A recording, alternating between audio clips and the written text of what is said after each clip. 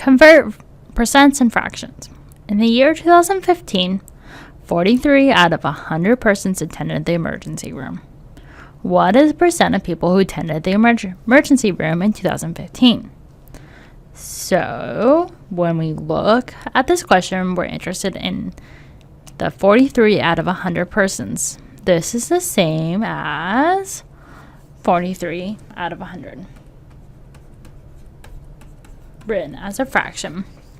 And then when converting a fraction to a percent, we're going to divide the fraction, and then we're going to move the decimal to the right twice. So let's do this. So 43 divided by 100 is 0.43. And then we're going to move the decimal to the right twice. So this gives us 0.43. And this is going to then become 43%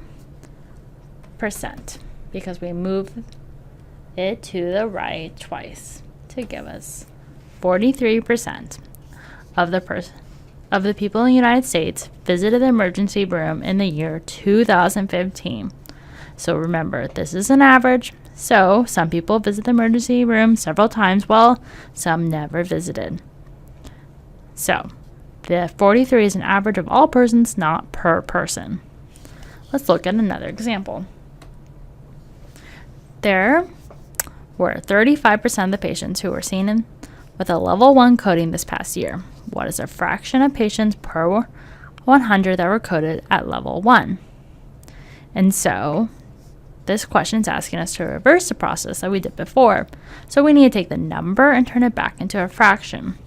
So to convert a percent to a fraction, put the percent over 100. And then the second step is then reduce the fraction. So let's do this. So we have 35%. So we'll just keep it as 35 and put it over 100. So this gives us 35 over 100. And since each number can be divided by 5, we can reduce the top and the bottom. So 35 becomes 7, because 35 divided by 5 is 7. Now 100 divided by 5 is 20.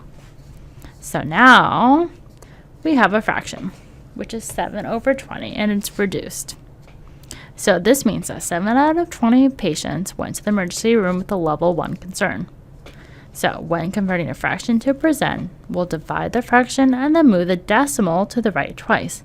And when taking a percent and then putting it back into a fraction, we're going to put it over 100 and then reduce.